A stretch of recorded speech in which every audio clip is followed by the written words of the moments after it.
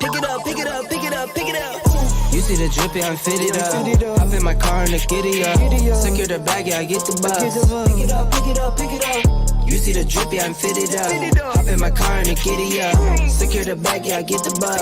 Pick it up, pick it up, pick it up. Ooh, I've been on the flex since flex zone. Neighborhood all in your eardrums. I ain't never scared like Bone Crush. Boy, I got God, don't fear none. My line busy, take no calls. Feels like I don't have no flaws. Snakes in the grass, cut those off. Your old squad shitty, my bros raw. No breaks, we go, go, go, go, go. Throw shade, that's a no, no, no, no, no. Go high, go low, low, low. Like spinning in a 644. Cash money like 504. Ball like AD 24. No sleep, need more, more, more. Pick it up, pick it up, pick it up, pick it up. You see the drippy, I'm fitted up. Hop in my car and the giddy up. Secure the bag, yeah, I get the bus. Pick it up, pick it up, pick it up. You see the drippy, I'm fitted up. Hop in my car and the giddy up. Secure the bag, yeah, I get the bus. Pick it up, pick it up, pick it up. Ooh, I'm a real one, my day ones. Try speak up, can't say none. Try dig dirt, there ain't none. I make the money that save up. 10 to 80, my save ones. Take to the top on the base one. New car, race on. Fast lane, pace on. With the booyah, that's a flex. Not human, I am from another planet. I'ma teleport, might vanish. I'ma wake up, do damage. Join number 7. Hello, everyone. Welcome into CCF. Joining me today is Tony Cosolo covering the Buffs, and we also have a new host joining us. His name is AJ Ruffing. AJ, why don't you tell us a little bit about yourself and who you will be covering? What team? Yeah, absolutely. Appreciate you guys having me on and starting this journey together. It's going to be a lot of fun. As you mentioned, my name is AJ. I will be covering the Air Force Falcons here from now going forward. I come from the CCF Podcast, where we covered the Mid-American Conference for the past 4 years. So we covered the glorious Maction. Everybody loved a good Tuesday and Wednesday night Maction, and that's what we covered. So really excited to be part of Air Force football now that I live here. We have a ton of great things in the works. My wife, who you guys will get to know over the time, is a great photographer, so she'll be doing some awesome photos, sidelines of football, basketball, baseball, hockey, boxing, whatever we want to do. We'll be doing a ton of that stuff, great content. We're putting it out on Twitter, social media. I'm really excited to engage with the Air Force fans. I've only been here a year and a half or so. I've gotten to know Rick and you guys now and some of the Air Force community. It's been a lot of fun. It's especially this season, having the 8-4 season, going 8-0, starting off. Air Force football was very well loved here in the Springs, and I'm excited to be a part of it.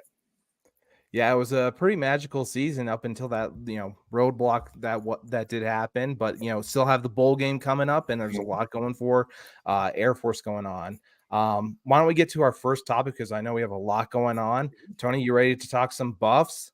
Let's do it. Let's do it.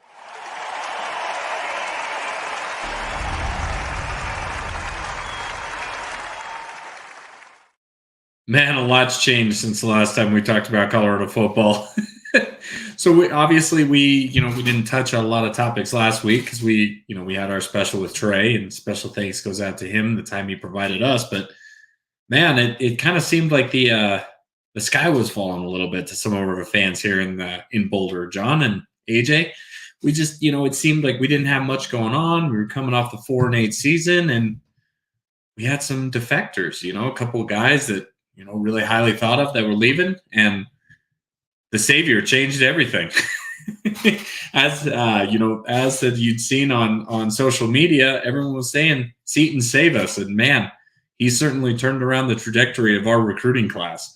So yes, the big news was getting 5-star plus offensive tackle Jordan Seton to protect Shedeur Sanders' blindside this year. And that was followed by a bevy of offensive linemen through the transfer portal.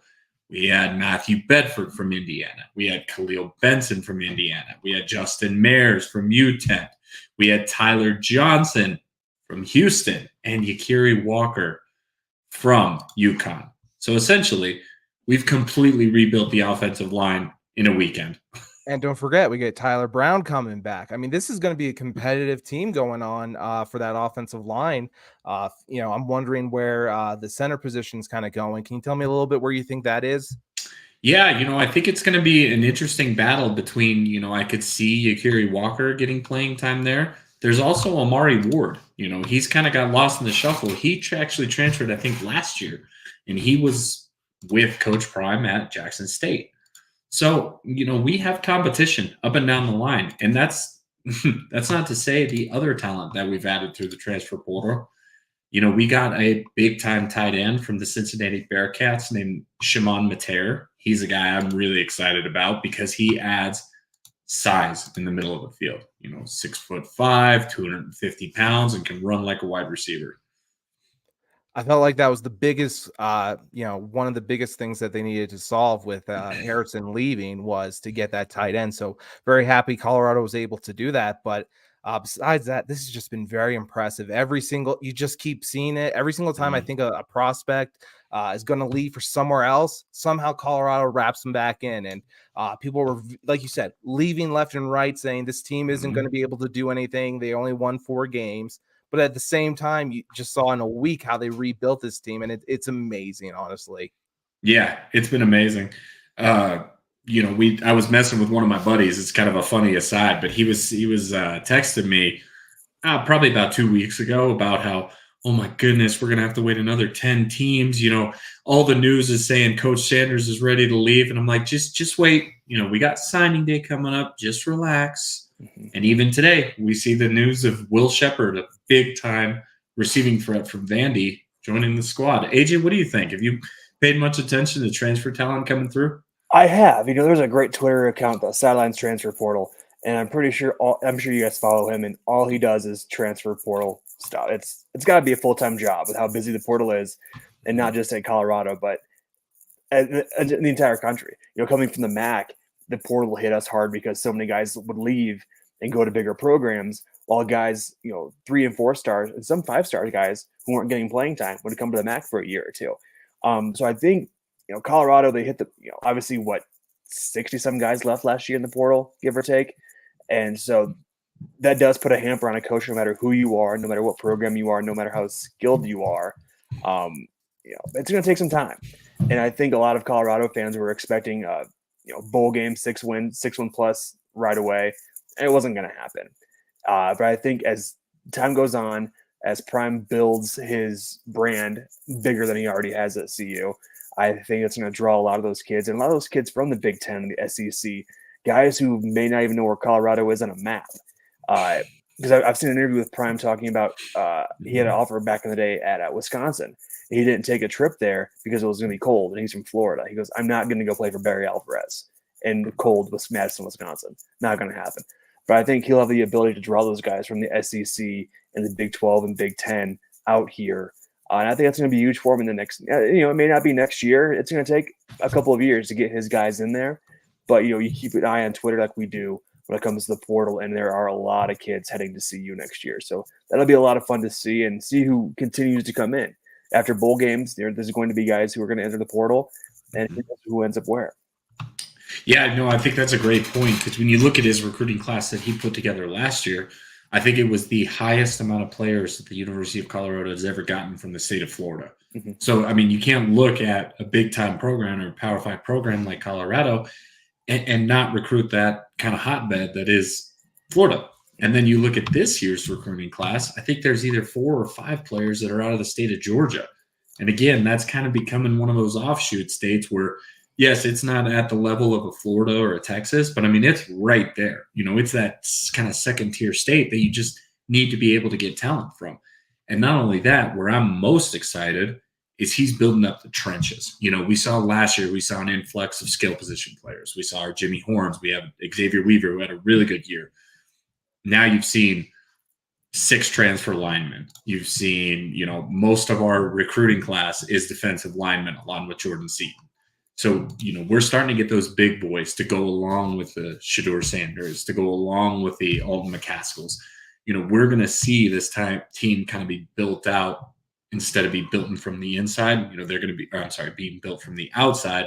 They're going to be built from the inside. It's really exciting to see. He's going to have a hard time, I think, recruiting in the state of Colorado. I referee high school football here in the state, and there aren't a lot of guys who are going to be playing at UC. It's not going to happen, or CU, excuse me. So he's going to have to really rely on those guys from Florida, from California, from Ohio, Texas, because there's so much talent in those states and those conferences. They can't all go to the same schools. So they're going to have to venture out and head west. and go to Boulder, where again those guys have never seen Colorado on a map. They've never been to Colorado. They couldn't point out Boulder. They don't even know what mountain formation is in Boulder. So I think it's going to be really important for him to draw those guys from the SEC and the Big 10 and the Big 12. Yeah, and I think a big time along with that, and sorry, John, I don't mean to interrupt you here. I'll let you talk here in a second. But I think that was a big push to getting back into the Big 12, getting into that southern footprint, instead of having, everyone be up in the Pacific Northwest, everything's now situated in Texas. And you even have the poll now playing in UCF every other year, or every couple of years, where you could go to Orlando and play UCF. So I think it's going to be really important. John, did you have something you wanted to ask me? Yeah, I just wanted to ask both of you guys this question. I know it's a tangent here, but forgive me. What are your thoughts of a lot of these 5th-year, 6-year players staying around in college versus going to the pros? What are your thoughts there? And in general, do you think that's positive for the players because they can get NIL money versus going to the draft and maybe not getting selected? What are your thoughts there? We're going to see more players staying in longer. Well, and I think we're kind of maybe hitting towards the end of what COVID messed up, because you get those years where I think it was 2 years. It wasn't just the COVID shortened 2020 season, but I think it was 2021 where a lot of them didn't even accrue any kind of eligibility marks. So like you could have had a guy that was in his 3rd year of college football and he was still marked down as a freshman. So I think we're kind of coming towards the end of that cycle, but still you'll always get those guys like, what was it? I think Quinn Sapinski, back when I was going to CU, I think he had played 8 years in college football. So I think you'll still get those fringe cases, but I think a lot of them staying so long was due to the COVID craziness. Yeah. What do you think, AJ? That's exactly where I was going, because we had that same issue at Northern Illinois when I was covering the MAC and Rocky Lombardi. You guys remember him in Michigan State. It seemed like I was in college when he was doing that. He's in his 7th year now. And again, it was one of those things where the transfer rules were a little stricter then, where you had to sit out a year. I can't remember when that changed exactly. But he transfers from Michigan State to Northern Illinois. He was at Sparty for 3 years, I think, and he's going on his 4th year at Northern Illinois, or just finishing up his 4th, playing in a bowl game here soon. But again, I think the whole COVID thing is really what threw everything off. And now you won't get a guy who's passed a 6th year because maybe a red shirt as a freshman and then a medical red shirt, which happens often. But you see that, especially at different levels, a lot of those guys aren't going to go pro. It's just not going to happen. So they're going to try to play football as long as they can, and you can't blame them. You're on scholarship, get your education. I know there was a guy at Ohio State who ended up getting his PhD because he was on the team so long. He was a fullback. And so he literally was saying, of course he's a fullback. Exactly. Of course he's a fullback. Exactly. So he's like, it was a medical red shirt, a freshman red shirt, and the COVID year. So he's like, I'll just stay and get my PhD. And he goes, I was like, all right, let's do it. And so he did. And while he played football. So now, granted, nobody uses a fullback anymore, so it wasn't that much work. But nevertheless, here the next year or so, once those guys get through, I think we won't see that anymore, and it'll be those 5th year, 6th year guys, and then it'll be about it. I'm glad you kind of see that happen. Yeah. No more Cam Ward, getting $2 million as a what? He should have been in the, I think, going to the draft. But hey, take that $2 million and keep going with your education. Might as well. I mean, there's some guys who they'll make more money in college than they will being a 3rd or 4th round pick. Right. And so I saw an article the other day that's kind of going off topic here, but women are staying in college basketball more because they'll make more money in college than they will at the WNBA. So it's going to be interesting. That makes perfect sense. And I understand. And also, I feel like, for women's basketball, just more passion you can get in the stadium, more excitement. So I can see why it'd be more valuable to stay and get your education at the same time. 100%. All right, you guys. Not only did we have really good recruiting cycle, we also had the newest season of Coach Prime come out. And we had some very interesting back and forth come out of episode 3, John. We saw the actual interaction between Coach Prime and Coach Norvell at the end of that game. And needless to say, it caused a little bit of Twitter controversy. What do you think, John? Should we talk about that a smidge? It was very interesting to see that Coach's wife kind of reached out, Coach Norvell, and kind of said her piece, and I have to be honest, CU fans were after her immediately. They were talking a little bit about her drinking or stuff like that. It was going off the rails. It still is going off the rails. I mean, and people are having fun. But at the same time, I think, again, this is all in jest. I think both teams knew that they could have done better in certain ways. Right. But at the same time, it's fun when you can do this. Do you think it's fun, or do you think it's kind of one of those things where it annoys you more when they? It's one of those things where I just honestly, it makes me laugh because college sports is the only place where you'll see hate like this and this kind of interaction. So I personally love it because it's just kind of like, oh man, next season's game is going to be really fun up in Fort Collins. Yes, it is. And I think, when it comes to Kim Norvell, I think she's strong with her husband, Jay, and they're very close together. She does a lot of good work, though, with cystic fibrosis she has. And, it's one of those things where I agree. It's fun when you can have these kind of discussions and arguments, especially with how Prime came back on Prime and everyone saw this, really brought it out. So for me, it's been fun. I've only had people have good interactions, honestly. I talked to a lot of people that are both fans of just Colorado sports in general. So most of them were just saying, I just enjoy this, seeing people go crazy. Again, like you're saying, hating just to hate. And it was such vigor, that hate. It's amazing. It's like me and Ohio State, AJ. Sure. Well, and Tony, I was going to ask you about this too, because Prime talked about this a couple of weeks ago, I believe, and he wanted to stop bringing all the attention to Colorado. Now, that's not possible, right? No. Because let's be real, he brings it on himself. He loves the attention. He's Prime. Like you saw what he looked like on his draft day. Like still the same Prime as it was in '92 or whatever year that was. So yeah, it's going to be really interesting to see how he handles the whole media frenzy. And I'm willing to bet it'll slow down a little bit because of all the hype this year. But again, being here down in Colorado Springs, all the hype was there this year, and nobody talked about the 8-0 Air Force Falcons. So yeah, I got you. All the media was this year. Yeah, and I think honestly, and I took it as when he says he wants to be a little less upfront. I think it's more as maybe his personal life, because I know, it's stuff I don't want to talk about, but he's had a rough month when it comes to his personal life.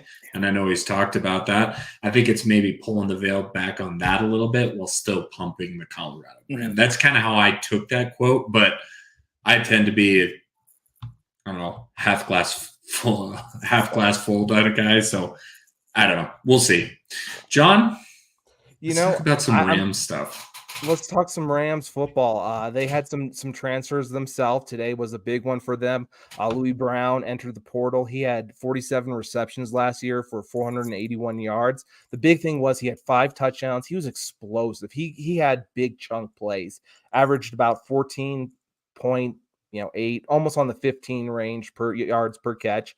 And again, with having 47 of them, again, it was big chunks a lot of the time. Really got CSU out of some jam. So was very excited to see that. Or not excited to see him go, but I think he will do well and he'll be a number 1 for some team. That's where I think he'll go.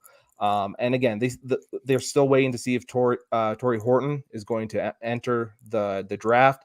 I expect him to, but there's a lot of good wide receivers in the draft this year, so maybe it'd be advantageous for him to stay for one more year and kind of make sure he's in that first round, maybe second round range. He's not quite there yet.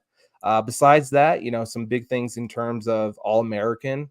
The Rams had Dallin Holker, tight end from Colorado State, who had amazing reception. I think we all saw some pretty crazy catches from him. He ran one in. He did a lot of great stuff. So he got a second team All-American for the Mountain West. Besides that, you had Kamara get his Defensive Player of the Year from the Mountain West. That was pretty huge.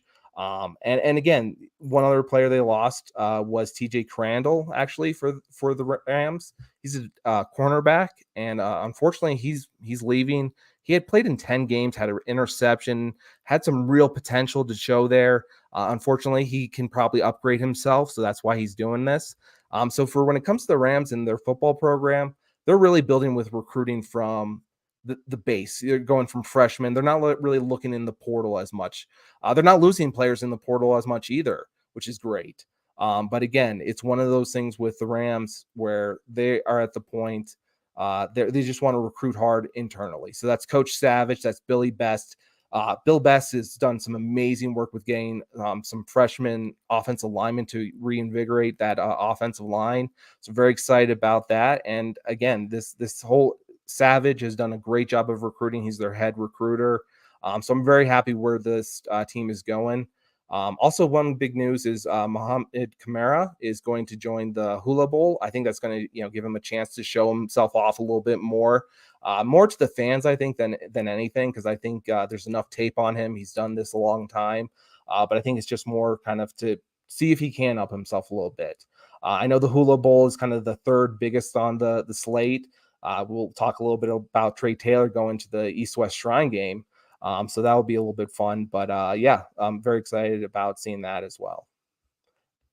Yeah, I think you make a great point when you say there, Colorado State is always going to have to be one of those teams, along with most, group of 5 teams that build from the high school ranks. They're not going to be a team that pulls in a lot of these transfer portal craziness. They'll get a couple, like they got Holker last year coming from, I believe, BYU, but that's correct. Check me if I'm wrong with that.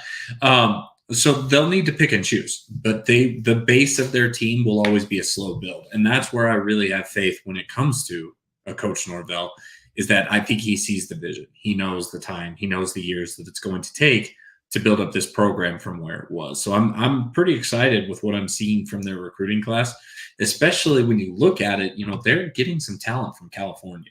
Yeah, it's especially again like California. Right now. A lot of that has been Bill Best, and to AJ's point about players coming from Colorado, it's even if you win the state in terms of recruiting, there's not much there. I understand that, Colorado has some great in terms of track and, other kind of sports, but football, we're not a powerhouse at Colorado, just in general, the state. And so, it's very difficult for CSU to find kind of those pipelines, and they're very much so right now in Texas. You can see that happening, as well as California, like you were saying. So, again, that's where they are going to have to go. They can't find talent here, essentially, is my thought. Yeah, there'll always be, it's again like what we were talking about when you see the tiers when it comes to states, when it comes to, football recruiting. You're going to have your top of the lines. You're going to have your Floridas, your Texases, your Californias. You're going to have that next tier down when you're talking about like a New Jersey or a Georgia, those kind of areas. But Colorado's kind of, they're right in the mix. They're right in the middle there. So that is the type of talent that CSU should be going after. And it's nice to see that you see some of those in-state kids. I wish that Colorado would do more. Like, I would love to see a Gage Ginther come to Colorado. Yeah. Maybe that's something we still try to flip him, but you still need to set up a wall around your state. Yeah. You still need to set up that flip. I don't know. We'll see, man. It's going to be fun until the 20th, but what do you think, AJ? Yeah, and I'm really curious to see how CSU recruits with Wazoo and Oregon State joining they're tentatively joining the conference. Yeah. Now, granted, I'm willing to bet they'll end up being a full-time member eventually. They have nowhere to go. It's the closest conference to them. So I'm really curious to see how that lines up over the next couple of years when it comes to recruiting in Putnam, Washington, or Oregon State there. So that'll be interesting, because that's going to open up a whole new floodgate of recruiting, because there is a lot of talent in the Pacific Northwest. There's so many kids in that Seattle, Eugene area who can't go to Washington. They can't go to Oregon. So let's go to Washington State. Let's go to Oregon State. Well, if they're in the Mountain West, who else is in the Mountain West? We got Wyoming. Wyoming's not too far from Colorado State. We've got UNLV. We've got Fresno State. We got all these schools and a whole hotbed of talent that hasn't been touched yet by the Mountain West. So that's probably one of the biggest things I'm interested in seeing, how that develops over the next couple of years. Because like we talked about, they're the conference tentatively next year, but again, they'll probably become a full-time member. Yeah, definitely. And you guys ready to move on to talk a little bit of Air Force football? Let's do it. Let's do it. Let's do it real quick. Hold on. Just get this up. Booyah.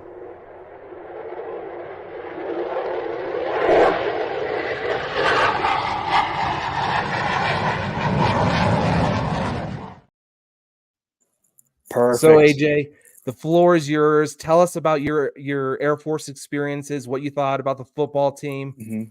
The floor is yours. Let's do it. Well, we are lucky to go to a bowl game. We'll put it that way. So I think we're going to do our bowl preview show next week. So I'm not going to get too deep into the weeds about this Air Force Falcons team right yet, but we do have some highlights over the past couple of days that we really need to touch on. And I've been lucky enough I did the Air Force Colorado State game last game of the season, and then I did the Wyoming game this year, and then the Army game as well up in Denver, which first off, shout out to Mile High Stadium and Empire Field. What an event they put on for that game. I'm not sure if you guys were there or watched it or not.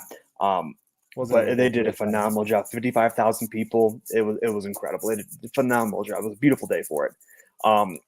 But really, Armed Forces Bowls in the week, 10 days or so, 10, 11 days. So Falcons had 2 practices this week with finals coming up and break starting either today or tomorrow. So the guys will reconvene next week down in Texas for the Armed Forces Bowl. But in bigger news, we've all talked about it all over social media in our group chat, is Trey Taylor. I mean, the guy's he's a national brand right now himself. All the awards, all the accolades rightfully deserved. But not only did he win the Jim Thorpe Award, but he was named a first-team All-American by the American Football Coaches Association, which is a tremendous honor. He's the first Falcon to earn that honor since 2010 when Reggie Rembert earned the honor. So again, shout out to Trey and his staff, his team, his coaches, his family. It's a phenomenal honor to get, especially here at the Air Force Academy, where not a lot of people follow it outside the area. So for him to get that national notoriety is huge. For him to be on ESPN last week during the award ceremony or the presentation. So which is really cool to see. And then he also, like we talked about a little bit earlier, he accepted the invite to the East-West Shrine game down in Frisco, Texas. That's on the beginning of February. And then a couple of days later is when he will be presented with the Jim Thorpe Award. So tremendous honor, very busy week, February rather, for him coming up, leading up to the bowl game. But Air Force has a huge presence in the state of Texas over the next month. We got a bowl game. We've got basketball playing down there. We've got the award ceremonies. So we've got a lot going on. It's going to be a lot of fun to follow. But as I mentioned, we will get deep into Air Force football next week with the preview show as they get ready for James Madison, which I think is a very intriguing matchup with James Madison's head coach leading for Indiana University. The Hoosiers joining the Big Ten. So I think that's going to be a lot of fun. But I think it's interesting because we don't have to really worry about the transfer portal. You guys don't transfer out. They don't transfer in, and they maybe transfer out depending on what goes on, because there's a whole process of that, a massive long process. So it doesn't really happen very often. But I think with what they've built this year, going 8-0, starting off 8-0, and doing the season 8-4, obviously not ideal. They were ranked 25th, 23rd, something like that against when they play Army up in Denver, and then obviously that game did not come out the way it did. But the Falcons did lose the Commanders-in-Chiefs trophy to Army last week. I was at the Army-Navy game, which was I'd do a whole podcast on that too. That was so much fun. But obviously Army won that to win the cup, or win the trophy for the year. So I think that gives a little motivation here to end the season on a high note down in Dallas for the Armed Forces Bowl, which I believe this is their 7th or 8th time playing in the game. So that'll be a lot of fun to pay attention to. But yeah, we'll get deeper into that here as we get closer to the game. Yeah, and to your talking about Texas being kind of a hotbed. Saw Coach Skeen and Coach Calhoun. It looked like we're both in Texas doing their recruiting, and they were doing some good things. So very excited about that. Tony, do you want to move on and talk a little bit about some college football that's not with the CSU, CU, and Air Force? Yeah, I actually had the opportunity, which is really fun, to go and watch our Colorado School of Mines advance to the Division II National Championships. Nice. Now, it was freaking cold. Don't get me wrong when I say that. It was cold, but it was awesome to watch them. And you can see how talented they are, because they pretty much put a hurting on Kutztown. Kutztown had one huge run, about a 60-yard run by one of their quarterbacks to take it to the end zone. But, man, Mines is impressive. They have a really fun offense to watch. They do like to run that kind of spread concept. It's almost like we were talking about with Fort Reid. You saw them come out in the first half, and they were absolutely throwing the ball all around the field. then once you get all those guys tired, man, they really ramped up the run game. They have a running back that, he looks like a Division I kind of running back. I mean, he has got some good size, and he can put the hurt on tacklers when they try to come up and meet him. It's fun. So, yeah, they are going to be playing for the Division II for the second year in a row. Hopefully we have a better outcome than we did last year, but they'll be playing Harding in the Division II championship game on Saturday. I believe it starts at 11 a.m. local time.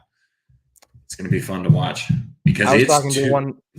Go ahead. No, excuse me. I was talking to a friend of the show, Jolene, and she was telling me a little bit about this game, and she, was saying she feels like that when it comes to Mines, they're going to be, throwing the ball obviously a lot, like you said. But the other team, it's going to come down to the defensive line. I think when it comes to Mines, if they can stop the running game, I think they'll have this game. So that's for me. That's the key to this game. And just speaking to Jolene, who watches those games, and Tony, do you ever go to a game that's warm and pleasant? No, I like to. Exactly. I'm a glutton for punishment. I mean, I meet AJ at the Wyoming game where we're all freezing. I go down to the Mines game where we're all freezing. It's just. I guess I bring the cold weather with me. But that's such a good point, and I know Jolene pays attention to us. Hi, Jolene. Hi, Jolene. It's absolutely two contrasting styles because when you watch Harding play, they run an Air Force offense. I mean, they're running the wishbone, they're running the triple option. They're a run first team. So yes, the defensive line, the front seven for Mines has to come and play.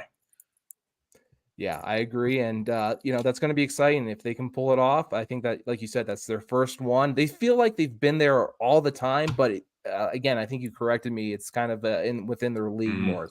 Essentially. Yeah, they've won the RMAC. They had some lean years. Me and my dad, obviously viewers have heard this before, but my dad was a Mines grad. Yeah, they were terrible when he was there, and he fully admits that. So, the guy that really, I think, turned it around was Bob Stilt. And since then they've just kind of built off that to like these dominant years that they've had with John Matoka as quarterback. Mm-hmm. So it's going to be fun to watch, and let's go Mines, bring home a netty. Yeah, let's do it. It's fun to watch too. A lot of that, D2, D3 programs, they don't get a lot of attention, right? So I grew up in the Midwest, and our, in Ohio in particular, is John, you may know, is Mount Union. Mount Union Purple Raiders out of the Cleveland area, or Independence rather, Alliance, one of the neighborhoods over there. They're always in the Stag Bowl, and so they have guys who can play at any school in the country, and they just pump out talent left and right. And I believe there was a kid, I don't think he was from the Mines, but he played against the Mines last year, who's a quarterback in the NFL right now, right? Yep, Tyler Badgett. He plays for, I think they had actually wrote an article about him when he won his first NFL game. It's something to the effect of Badgett beat X team that he beat, but couldn't beat John Matoka at Mines. And it's actually funny. You bring up Mount Union. I used to like to do top 10 lists, and I would put them on Facebook. I did a top 10 rivalries once years ago, and one of my games was Mount Union versus Wisconsin Whitewater. Whitewater, sure. So there you go. Sure. I mean, heck, those two programs ran D3 football for a decade, it seemed like. And because Wisconsin and Whitewater kind of came out of nowhere, and then all of a sudden it's them two in the national championship every single year.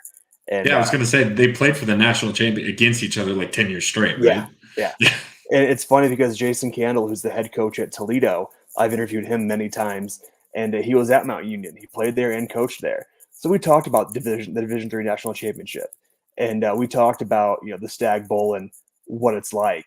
And he goes, "It's literally you meet your family before the game, you play, you get a ham sandwich, and you get back on the bus post game."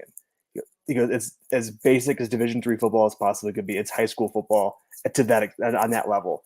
But he goes, "It was a blast because it was just fun. You were always playing for something every year." And you look at a lot of the guys who are coaching, right now, Matt Campbell up at Iowa State, he's a Mount Union guy. Jason Candle's a Mount Union guy. They've put out a lot of coaches over the past 10, 15 years. And it's that whole level, both those levels, I should say, is so much fun to watch. Definitely. Why don't we move on to a little bit of Colorado State basketball if you guys are ready. When it comes to Colorado State basketball, they've been doing real well. Obviously, compared to where we were, last week, they would have been ranked much higher. I think. What were they highest at? I think they peaked at like 13. Yeah, Correct me if I'm wrong. Yeah, somewhere around there. Yeah. They had a tough loss against St. Mary's, and that didn't really change their kind of status for most people because St. Mary's is a very good team. That was a hard-fought game. It really came down to a few shots not going their way for essentially for the Rams. And if they had, again, if they got one or two more to fall in the second half, especially at the last seconds, they could have won this game. So it's not something that CSU Rams fans should be worried about. Essentially, you still have Isaiah Stevens, who's doing an amazing job. He's going to be soon number one for career points. He's in the in the top for every single category. He's within reach now, essentially, and that's just so exciting to see, especially along the lines of him going on to the next level. He's going to be an NBA prospect. He's going to be in that first round talks now. I think he's really solidified himself as a person to be watching for NBA fans. And again, for fans of college basketball, he's just exciting to watch. Same thing with McKenna on the women's side. She does the same thing. She's within reach on a lot of different statistics, not so much points. She's more of an assist kind of artist. And so she's almost in range for, top assists all time. Just really a lot of records could be broken at CSU currently with the way they're playing. And when it comes to the women's team, they haven't lost a game. And when it comes to the AP poll, they've gotten a few votes, but besides that, they're not cracking it quite yet. But I could see them cracking it. It's more of a strength of schedule thing, I think, right now. But besides that, I think this team has enough talent where they can compete with some of the other teams. And do I think they're at Colorado's level yet? No, I don't really. I think Colorado's a better running machine right now. But I think they can be in that in that thought process of, maybe they can make it to a Sweet 16 if they really are able to keep it together at the end. So very excited about the women's. And again, the men's team, one of the few things that they had go down is Josiah Strong, their starting shooting guard. He broke his wrist. And so he'll be out for 6 weeks. We've already seen, they're going to play a few different guys in that role for shooting guard. It's going to be kind of, let's do it as a committee kind of role until they can find someone who's, hey, they're hitting it off. They're gelling with the other guys. So that's, what's going on for the men's team in terms of basketball. I think that they have a lot to be proud of, and I'm excited to see where they're going. Yeah. And I think so, that was kind of their second injury. I know they had an injury pop up the day that they were slated to play CU. So I think, they've lost that kind of that guard component, and I know they lost a big. This is one of those things I really want them to get healthy because we see how talented they can be when they have their full squad. Now, obviously, broken wrist, you're not going to come back quickly from that, but right. You just hope this is one of those seasons that isn't derailed by the injury bug, so to say. Yeah, I agree 100%. That's where this team is looking at is, can they get their players healthy? Again, for Strong, I think it's his non-shooting wrist, luckily. But again, that still causes a lot of issues. It's not easy to come back from for a basketball player. So, and again, he was getting around, just under 36 minutes. So that's a huge loss in terms of, playing time and making sure that someone can fill that role. Yeah. Well, who do we have moving forward? What does the future schedule look like for our Rams, John? Yeah, when it comes to the schedule, let me pull it up actually real quick here. I think it's going to start getting. It's still going to be somewhat easy. I think they have for this week. It's coming up on Sunday. We got CSU Pueblo. I think La Loya will be a different kind of game. But besides that, they're waiting to get into the Mountain Western Conference games and beat up on some of those teams and show what they're made of. Go against San Diego State when that happens in late January. Really, it's about, I think, beating those teams and showing that they can really compete. Yeah, it seems like injuries have been kind of a theme this year, not only just in our schools, but kind of across the country. You look at it, it's always a lot of knees, it's a lot of wrists, it's a lot of small nagging injuries like that. And it's one of those things too, where you're better off having it. Unfortunately, you don't want to have it, but if you're going to have it now before you get into conference play where it really matters. Yeah, it's more about, hey, let's get into the dance, and then from there you're good to go. Again, you just don't want to be on that prefaces of going to the NIT, versus going to the championship. So I understand that definitely. This is the good time to have it, and they're still doing well. They're having players step up. They're not getting essentially the points or anything like that, but they're able to hold their own and having some good defense. Perfect. All right, we got some CU basketball coming up next. Is that correct, Tony? Yeah, speaking of wrist injuries, I kind of had don't get me wrong, it's one of those things where I should never doubt Coach Boyle, but it just seems like one of those things, kind of almost with the Nuggets, when you least expect Colorado and Tad Boyle to come and bring their A game. Man, did they come and bring their A game. So I was looking at my phone. I see about 15 minutes, maybe an hour, somewhere in that time frame, that Cody Williams is going to miss the game against Miami. And man, that didn't matter. I really thought it was going to matter because Cody had been playing great. I think he had back-to-back 21-point games, setting career highs. He looked like he was rounding into that top NBA draft pick that he had been billed at. And, he had a little bit of a wrist injury. So I was like, okay, neutral site game against a top 15 team. This probably isn't going to look good. And they absolutely boat raced Miami. It was a close game in the first half, but man, that second half, their defense just absolutely clamped down. Miami could not do a thing. They turned the ball over so many times, and it led to, I think, 25 points off of turnovers for the Buffs. So they went into Brooklyn and they absolutely blew away the Hurricanes. It was great to see. So again, this is one of those things where they've lost that Florida State game in that the Paradise Jam championship run. Where I'm like, this really isn't a game they should lose. And they had their struggles in that first half playing against the Rams in Moby Arena. Really strong second half, but just the defense was not there. So to see them clamp down on the Hurricanes the way they did, man, I'm riding high again, and it seems like voters are as well. I think they, in the latest round of voting, I think they were the first team out in the top 25. So essentially, they're the 26th best team in the country right now. I think they're going to be rounding into form. You're starting to see that Boyle defense come. That he really has made his mark on teams when they have a strong defense. Once we get Cody Williams back, I think he's shown that he can be that defensive specialist and he can really do big things. Hey, Clayton. Good to see you, buddy. So much. Hey, Clayton. Hey, real quick question for you, Tony. How's Eddie Lumpkin doing since he's come over from TCU? I think he's been great. This is one of those things. I was always high on, God, his name's escaping me now, but last year's starting center. He's now playing with the Utah Utes. Yeah. No, playing with the Utah Utes. Oh, gotcha. Yep. No, you're good. And the name's just escaping me, and I'm not going to try and remember it because I'll look dumb. But what he's brought is size and energy. When CU is at their best, it seems like this season, they've kind of nicknamed it. They're bringing that energy to the game. And, man, he gets rebounds. He's a big body inside that you have to deal with on the defensive end. I've really liked his game so far. I love that TCU gave up on this guy, it seems like, because it's been to our benefit. He's definitely been the big body that Colorado has needed this season. How about the women's team? Let's talk about them real quick. They're in the top 10, aren't they? Number 8? They are. They've held steady at number 8. Now, what I like about the Colorado schedule so far, both on the men's and women's side, is they've gotten to rest up. Man, you look at the travel schedule for both the men's and women's side.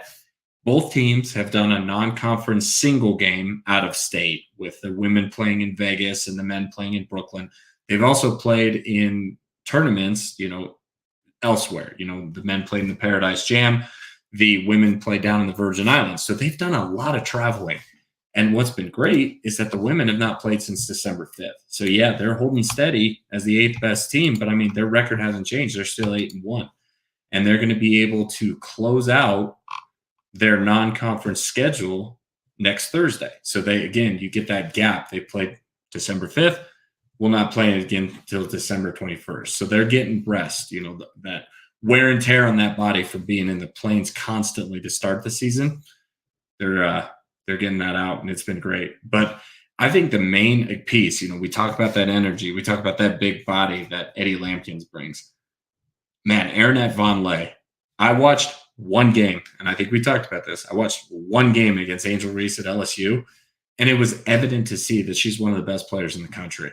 She is big body down low that has soft touch and makes almost every attempt that she takes. She's impressive to watch. Yeah.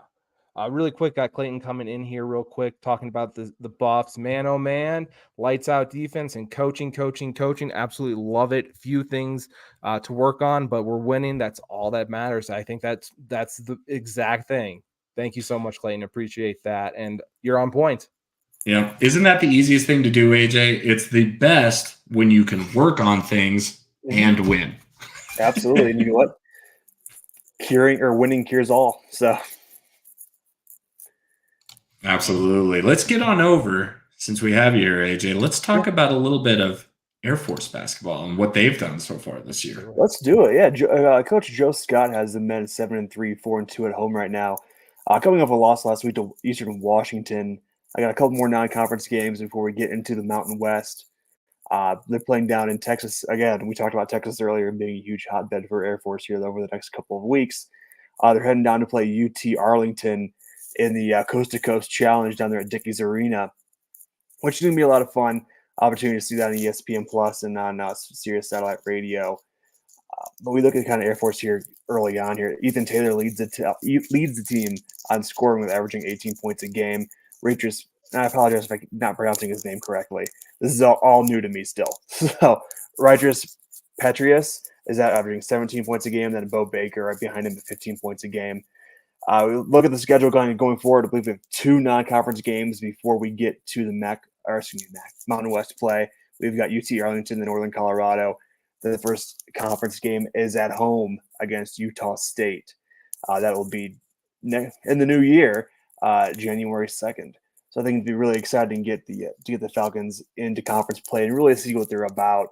Because you kind of look at their non-conference schedule so far, some of the teams that they've played. VMI, Omaha, William and Mary, Lindenwood, Delaware, Long Island, Portland State. So some good basketball, but we're really curious to see how they perform when it really matters when it comes to conference play. They've had South Dakota and Portland, a couple of nice wins in there, but then a 73-68 loss last Saturday at home against Eastern Washington. So I'm really curious to see how they move forward as we get into Mountain West action here into a couple weeks.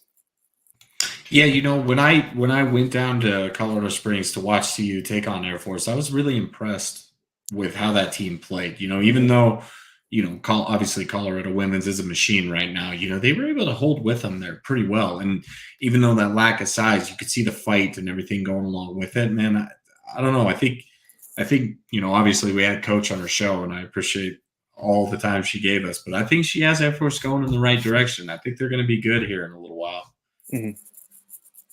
Yeah, absolutely. It all comes down to recruiting on a lot of these for a lot of these programs. So definitely understand that. Guys, we're kind of wrapping up here. Anything else on your minds? For me, I just have to talk real quickly. FSU and their kind of what are they doing with their lawsuit? Is it? What are your thoughts on that? I just want to hear it.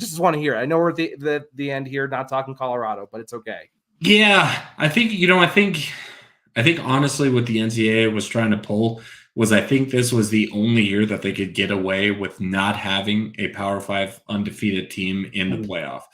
Because we're going to expand next year, they can get away with saying, okay, the bigger draw is obviously going to be Alabama, especially when Florida State doesn't have Jordan Travis. So it's a 1 year where we get to face the burn, and then next year it'll be 12 teams and no one will care. Right. It's interesting because first off, I think the state of Florida has bigger things to worry about than not getting into the playoffs. But I look at it a couple different ways here too. Is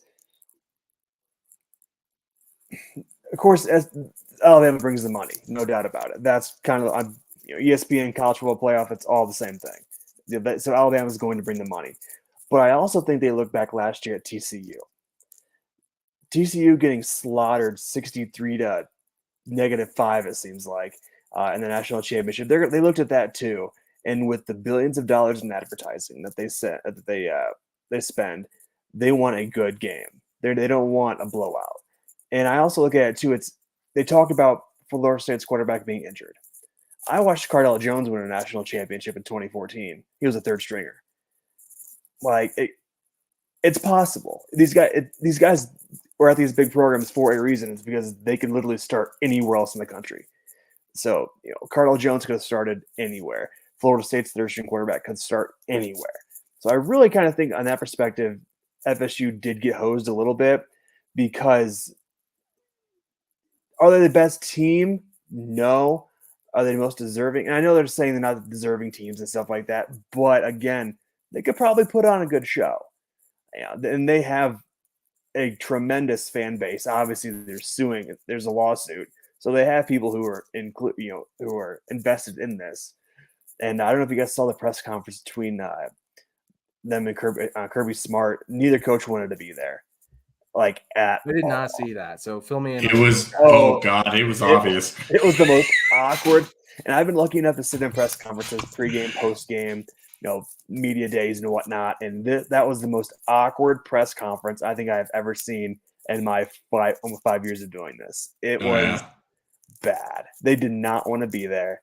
Neither one of them did. And I'm really curious to see how they perform on New Year's Day. It was just, you got to look it up when you get a second, John. You can tell in the first 30 seconds that these guys are not happy about anything. Was it just like the not speaking? Just their faces were sunk. You could just tell they were sick almost. They get short answers. Their faces were stone cold.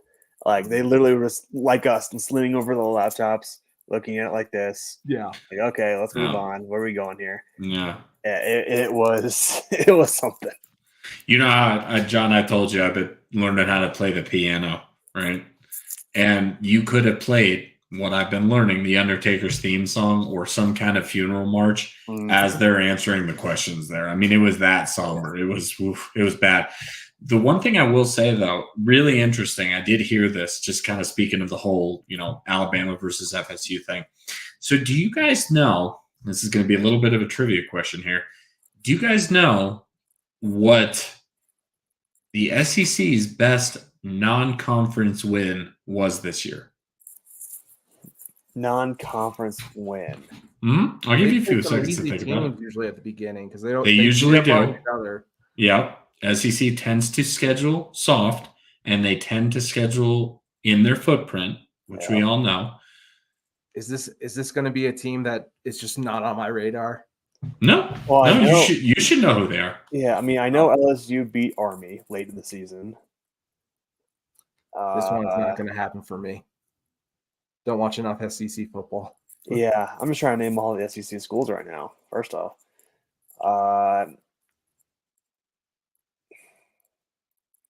you brought up one thing though, real quick, since it's on my mind. OU joining the SEC and losing all the players that they're going to the portal this year that they have already. I think they lost pretty much their line essentially.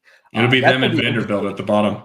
Yeah, it's going to be interesting because they're OU and they're going to go, like you said, Vanderbilt. Yep. So what was that team? What was that team? I will take you back to November 25th of this year with the Kentucky Wildcats beat the losers of the ACC championship, the Louisville Cardinals. Louisville. So their main claim to fame was a team that FSU absolutely dominated in the ACC championship. Yeah. Just to bring it full circle. That really does bring it full circle. Yep. It was a 38-31 win. So obviously Kentucky doesn't have the defense that Florida State does. No, not at all. And it was funny because I watched Kentucky. They played my alma mater, Ball State, early on in the year. And I think Ball State lost half their team due to injuries that game. So they and also it's interesting too. Kentucky gets some really good recruits, really good random recruits when it comes to the transfer portal. They get some really good players. Yeah, if you're in that SEC footprint, you're going to be bringing in some talent. Yeah, awesome. And of course they're good at recruiting quarterbacks that like mayonnaise in their coffee and eat bananas full with the thing on there. Yeah. Yeah. Whatever he was doing. I know that's 2 years removed, but kind of interesting. All right, guys. Anything else on your mind before we get out of here as we hit the hour mark almost? I will just say I did miss it at the beginning, and I would be remiss if we didn't look at the postseason awards that our own Travis Hunter has been cleaning up there in Boulder. He obviously won the Paul Hornung Award for the all-around athlete in the country. He was also just today confirmed as a consensus first-team All-American. He was named in 4 of the 5. So just so you guys know what consensus All-American is, there's basically 5 publications that do their All-American teams. In order to be a consensus, you have to be in 3 of the 5. He was in 4 of the 5 as the all-purpose player. The only reason he wasn't in the 5th is because the Walter camp doesn't have an all-purpose player. Mm-hmm. So essentially, it was 4 for 4 in the award that he should have been up for. So congrats to Travis Hunter. Yes. Obviously, we're just going to see better things from that kid as well moving forward. All right, guys. Well, I think that will do it for today. We'll get out of here now, and have a great one, everyone. Peace. Be well. Fast lane when I pass in the street, bag of money in the passenger seat. Simcoe's been asking for me on the road from the west to the east. Way up, I might never come down, cause the coast racking up the flame out. So high, I might never come down, so what, this is my lifestyle. Wait a minute. Work hard for the car, so that's why it's all tinted. Wait a minute.